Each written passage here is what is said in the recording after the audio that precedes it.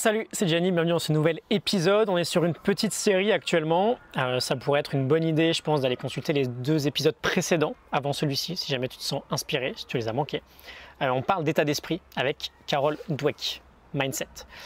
On avait vraiment vu la différence entre les 2 états d'esprit hier, celui qui est fixe d'un côté et celui qui est orienté vers la croissance de l'autre. Fixe, une certaine capacité, tu l'as ou tu ne l'as pas. C'est plutôt acté dès la naissance en fait, les cartes sont déjà jouées. Orienté vers la naissance, tu as plutôt cette croyance que l'effort peut impacter n'importe quelle compétence et que quel que soit le domaine, tu peux progresser. On avait vu qu'il y avait in fine une différence énorme entre ces 2 mindsets, entre ces 2 mondes. Donc première étape, si on veut passer d'un mindset fixe à un mindset de croissance, on veut avoir conscience de notre état d'esprit actuel. Et ensuite, on veut apprendre à challenger ces croyances-là, si jamais, surtout, on a un état d'esprit fixe. Ce qui serait plutôt normal, puisque c'est l'état d'esprit que la société va nous inculquer aujourd'hui. Donc par exemple, nos croyances sur l'intelligence. Quelques questions pour te faire réaliser et prendre conscience de tes croyances. Est-ce que tu as tendance à penser que ton intelligence est quelque chose d'inné, que tu ne peux pas trop changer? Tu as un certain QI, c'est comme ça, c'est un peu comme ta taille adulte en fait, elle ne va pas trop bouger.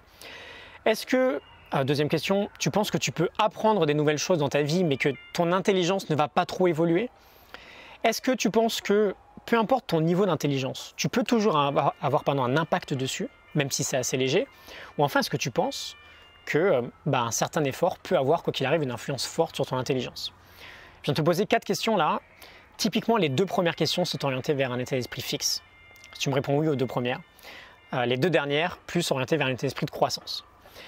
Ensuite, on peut voir la chose d'un point de vue plutôt... pas seulement de nos capacités, mais de nos qualités. Je vais te poser 4 nouvelles questions, tu peux essayer d'y répondre. Est-ce que tu penses que tu as des qualités qui te caractérisent et que c'est comme ça, tu vivras toujours avec ces qualités et ces défauts? Est-ce que tu penses que tu peux faire les choses différemment, mais qu'intrinsèquement, tu resteras toujours le même type de personne? Est-ce que tu penses, troisième question, que tu peux changer des éléments assez simples dans ta personnalité?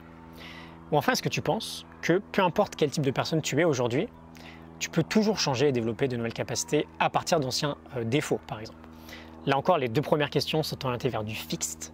Les 2 dernières sont orientées vers de la croissance.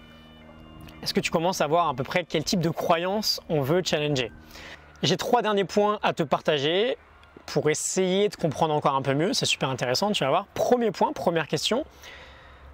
Pense à quelqu'un dont tu penses très sérieusement aujourd'hui qu'elle a un état d'esprit fixe. Pour elle, c'est vraiment on l'a ou on ne l'a pas. Je donne un exemple, je n'ai pas envie d'embêter une personne en particulier, donc je vais repenser à moi-même il y a encore 15 ans, 10 ans, même 5 ans.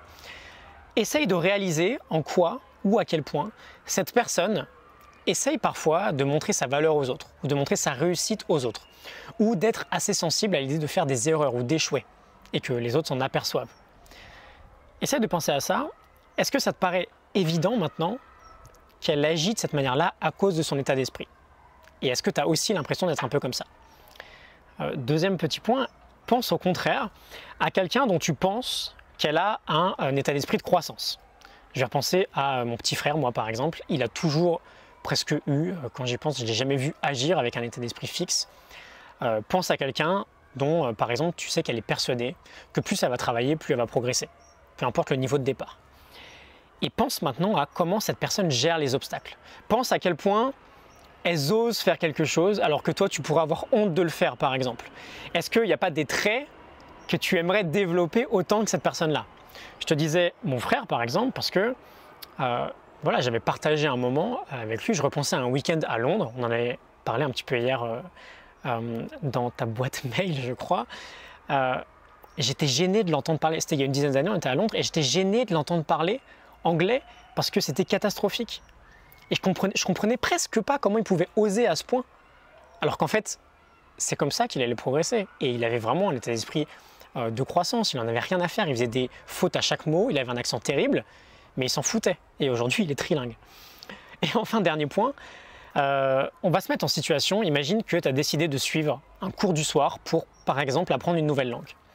Donc, tu es complètement nouveau dans le cours, tu es complètement nul dans cette langue-là, c'est normal, tu ne la connais pas du tout, mais tu fais un premier pas, tu vas suivre ce nouveau cours. Et tu te rends compte que certains parlent déjà pas trop mal cette langue-là, et donc tu as le professeur qui commence à te poser des questions, et qui te demande de répondre à toi. Tu vois, tu es assis sur la chaise et il te regarde. Est-ce que vous pouvez essayer de répondre à cette question-là, s'il vous plaît? Je ne sais pas, en suédois. On imagine que tu vas apprendre le suédois. Donc tous les projecteurs sont un peu pointés sur toi. Mets-toi dans la tête d'une personne qui a un état d'esprit fixe. Comment tu réagis? Comment tu te sens quand tu vois tous les regards pointés sur toi? Tout le monde s'est retourné pour te voir répondre. A priori, tu ne te sens pas très bien. Tu as la pression qui monte, tu as le cœur tu as le pouls qui s'accélère. C'est assez désagréable comme sensation. Maintenant, mets-toi dans la tête d'une personne qui a un état d'esprit de croissance. Genre fuck les autres, ce qui compte c'est que je progresse moi, je sais que je suis nul de toute façon, j'ai rien à prouver aux autres. T'as plus aucune tension là, t'as tout qui disparaît. Et t'essayes de répondre. Et tu fais des erreurs mais tu t'en fous. Et tu fais même rire un peu les autres peut-être, parce que c'est potentiellement n'importe quoi ce que tu dis. Mais t'essayes et donc t'apprends. Et tu rentres chez toi le soir et t'es fier parce que tu sens que t'as progressé. Voilà, donc tout ça pour te dire qu'on peut changer son état d'esprit. Il faut commencer par prendre conscience de où est-ce qu'on part, où est-ce qu'on se situe sur le spectre fixe croissance. Est-ce qu'on part de très loin ou est-ce que ça va, on n'est pas si éloigné que ça de l'état d'esprit de croissance. Et peu importe d'où on part en fait, parce qu'à partir de maintenant, on sait, c'est acté, on peut évoluer, quelles que soient les conditions de départ. Donc je te laisse là-dessus, médite sur tout ça, c'est vraiment fondamental. Optimiser sa vie, ça veut dire par définition se placer dans un état d'esprit de croissance et surtout le développer, le cultiver, parce que sinon tu fais semblant en fait. Tu te persuades que tu peux progresser, mais si au plus profond de toi, tu as la certitude que tout est joué d'avance, ça ne peut pas marcher. Je te répète cette phrase, que l'on pense être capable ou que l'on pense ne pas être capable, dans les deux cas, on a raison. Donc je te laisse méditer sur tout ça, je te retrouve demain pour un nouvel épisode. À demain, salut.